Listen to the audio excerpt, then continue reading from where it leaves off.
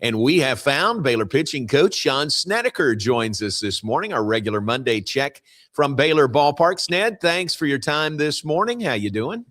I'm doing fine, JMO. I appreciate you having me on, as usual. We appreciate you. Thank you very much. Dropped 2 of 3 to West Virginia over the weekend. Number 22 team in the nation. Garrett tells me they've just moved up to number 20. But overall, look at the series. Overall, how do you feel coming out of that weekend? It certainly wasn't the result that we wanted.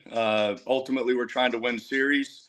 What was good to see is that we won on a Friday night, and we had everything within our reach. But that was really good to see. We played well Friday night, came out and couldn't get it done on Saturday, and then super competitive yesterday. So overall, Coach Thompson keeps preaching this. We all keep preaching this as a coaching staff, is that it's more about us and how we play than it is about the opponent. And, there's some encouraging signs because when we play well, we're competitive, we're in the games, we have a chance to beat anybody in the country. It's just a matter of being consistent up and down the lineup, and in particular in my area on the pitching staff. Yeah, that sounds like a great assessment of the weekend. Let's go back to Friday, 7-6 win. Travis Sanders, 4 RBIs in that game. Boy, isn't it great to start a Big 12 series with a Friday night win? It certainly is, because it just fills you with energy. You've got a chance. You just have to win 1 out of the next 2. And obviously our objective is to take 1 game at a time, the old cliche, but try to win each game as we go. But it is nice to get that win on Friday night. It was particularly a big lift for us having Lucas Davenport back on the mound, and he threw very strong innings for us and got us off to a good start. So we're encouraged with him and his health, and he's back on the mend, and we're going to start stretching him out. But he gives us a chance to win every Friday night, which is important. And then we've got guys like Sanders who continue to swing a hot bat. And when we get all those things clicking, we got a chance to win. Yeah. Lucas, I'm sure you had him on some kind of pitch count, didn't you, on Friday? We did. And we'll start stretching him out. He should be able to get into that 5 to 6 innings, 75 to 80 pitch area going forward. So it's been a slow process, but again, the players' health are paramount for us, and we're trying to take care of them and make sure we have them for the long haul. But anytime you play a team of the caliber of West Virginia, you feel good about a win, but you're certainly disappointed when you win on Friday and we got a chance to win, 1 of the next 2. But, I feel like we've got a chance when we play clean to beat them. Yeah. Dropped the Saturday game 13-2, and then Sunday, man, left-hander Ethan Calder, he gave you a great start on Sunday, didn't he? Yeah, he was exceptionally he did exceptionally well. He was in control the entire time. It was just unfortunate because we were right there. It was one he made, there was one pitch and they hit a home run solo shot, which is not a big deal. But we were right there, 1-0 into the 7th, and then our bullpen just didn't get the job done, and that was disappointing. As you know, I've preached strikes. I want to make the opponent beat us, and on Sunday it was really disappointing because we just didn't get enough strikes out of our bullpen, and I think we'll rectify that. And I know the guys are working hard. I know they're disappointed in the way that they've come in. Especially on Sunday, and just weren't able to throw strikes. And it just gives the opponent too much of an advantage. When you're worried about their bats anyway, you don't want to put guys on base in front of them. And it just kind of snowballed in that 7th inning, got out of control, and we weren't able to overcome that. Yeah. Calder, 6 1/3. That's, it seems early in the year to me, maybe it doesn't to you guys, but to get 6 1/3 in a start in March, that's pretty good, isn't it? Yes, and he's been one of our mainstays in the rotation the last couple of years. He's very consistent. You kind of know what you're going to get with him every time. His pitchability is off the charts. He commands 4 pitches. He can throw them all in any count. And he just did an exceptional job yesterday of keeping a really good West Virginia offense kind of in check through 7 innings. So I feel really good about him. The consistency that he shows. And I keep saying the word consistency, but it's something that I'm preaching with our pitching staff.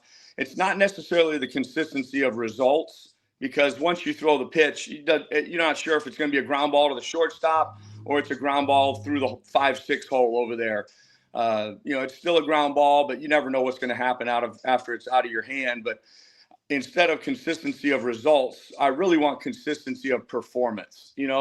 Give us as a coaching staff a chance to say, hey, we know what we're going to get when we put this guy in the game. And we've got 5 or 6 guys that are doing that. I certainly would like to see more that are going to give you, where you know what you're going to get. You're going to get strikes. You're going to get a quality breaking ball or a plus change up. And it's more about consistency of performance than it is consistency of results. But Calder's been that guy almost every time out. He gives you a chance to win, and that was no different on Sunday. Sean Snedeker, our guest Baylor baseball pitching coach. We quote you a lot on this, but let me get you to tell our viewers and our listeners, what are the numbers that you like to relay to your guys about free passes, about how few you would like to allow per game, and how if it gets above a certain number, it really comes back to haunt you? Well, here's an interesting stat, and I've done this over all the years that I've been coaching. I challenge our guys. I want our guys to be elite in 3 areas. I want to be an elite strike throwing pitching staff. I want to be elite at holding runners, which includes stolen bases or lack thereof. And I want to be elite at fielding our position. If we can do those 3 things, it gives us a very good chance to win. But on the strike throwing part of it, on the free base part of it, to be an elite strike throwing pitching staff, you want to throw 3 innings before you walk a guy. And that's collective as a staff, which is almost unheard of. It's very, very hard to attain that. But prior to conference starting, we were almost there. I think we were at 140 innings with 48 walks. So it was like 2.9 innings before we walked a guy. So we're one of the best in the country. I think we were 25th in the country at that time. But that's something. And then once we start conference, it's kind of fallen off a little bit. And I want to make sure that we're staying aggressive, that we're believing in ourselves, that we're trusting our stuff. It's not about who we're playing. It's just about executing pitches. So hopefully we can continue to build on that in conference. But as far as the free bases go, you want 7 or less per game. And the winner of the free base battle, which literally is walks, hit by pitch, wild pitch, pass ball, errors, stolen bases, and balks. Those 7 things are free 90 feet that we give them. If we win the free base battle, or whoever wins the free base battle, you win the game 77% of the time. Wow. So it doesn't have anything to do with the quality of your stuff or how nasty your slider is or how many hits they give up or you give up. It's literally about playing the game clean and making them earn every 90 feet, especially the first 90 with the walks and the hit batters. That's cool. That's a great number. And we do like to repeat that because it proves to be true, way more often than not. Kansas State coming in tomorrow night. That's a little different. It'll be a non-conference game against Kansas State. How did this part of the schedule come about? Yeah, obviously Kansas State in the Big 12. But as you know, we've got an unbalanced schedule. So we have a couple teams off our conference schedule. So it worked out where, a midweek was a possibility, and Coach Thompson arranged that. So it's going to give us another quality opponent on a Tuesday as we build our RPI. Kansas State's a really good club. They've got a guy hitting D. Kennedy, who's basically a one-man wrecking crew right now. I think he's got 9 home runs and steals 11 or 12 bases, something like that. He's hitting over 400. So he'll be the guy that we've got to stop. But they're swinging the bat really good. Another good opponent. So hopefully we can take care of business tomorrow night. Very good. 6:30 tomorrow night at Magnolia Field at Baylor Ballpark. And then we're headed to Stillwater for 3 this weekend. Yes, and Oklahoma State's coming off 3-game series at UCF where UCF ended up sweeping them. But Oklahoma State's always dangerous, and in this conference, JMO, there's no passies. Everybody can beat you. So again, the message is clear.